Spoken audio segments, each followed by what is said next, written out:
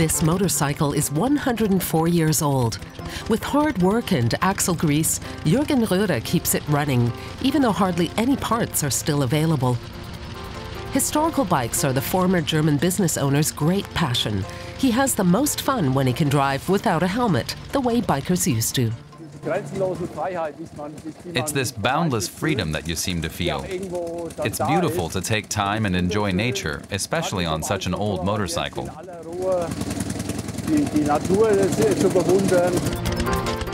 Jürgen Röder also enjoys taking a seat in the sidecar and letting his mechanic drive.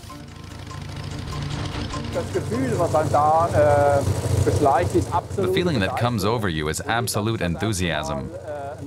The very first time I ever drove such a vintage bike with a sidecar was the spark that made me say, okay, I'm going to buy an old bike like this. And then gradually, it grew into this collector's mania. In 3 halls totaling over 2,000 square meters in Odenwald, Hessen, Jürgen Röder keeps more than 200 motorcycles from several eras. With no shortage of dedication, he makes sure each and every one of them stays roadworthy. His collection, valued at no less than 7 figures, is one of a kind. It's an addiction that doesn't afflict your health so much as your wallet. But yes, it's an addiction, and it's a passion. And the joy of collecting is that not everything always works right away. But then your joy is all the greater when it eventually all comes together nicely. This 1912 Harley-Davidson is one of his favorite bikes. It once belonged to American movie star Steve McQueen. Apparently, Steve McQueen had a fascination with the color red and painted the entire motorcycle red. In loving attention to detail, we carefully removed the paint and brought out the original patina.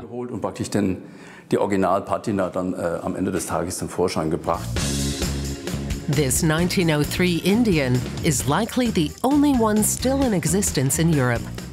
Next to it stands another rarity, the oldest motorcycle to be made by BMW.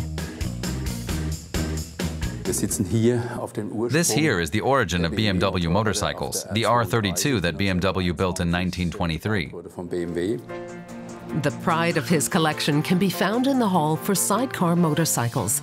Many of the bikes on display here have long been out of production. At one time, sidecars were used for every conceivable purpose, even transporting prisoners.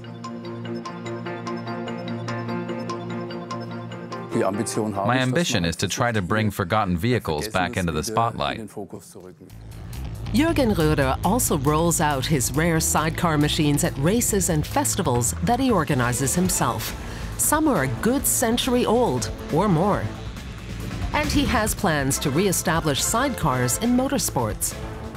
His latest treasure also comes from motorsports, a unique set of wheels built by German racer Günther Michel in the 1980s. I have to like it first. This one here is technically incredibly innovative. In the end, this combination of factors makes for an emotional value. You can discuss the price, but not with me. I hope the day will never come when I'm forced to sell it. That would really be painful. First, he gives a new addition to his collection a thorough checkup and then takes it out for a spin. It's the kind of excitement and joy a child feels when a new toy arrives. You know it's coming, and you can hardly wait till it's there. I can hardly wait to start it up, to hear it rattling away and inhale the fumes. That's the smell of a vintage motorbike.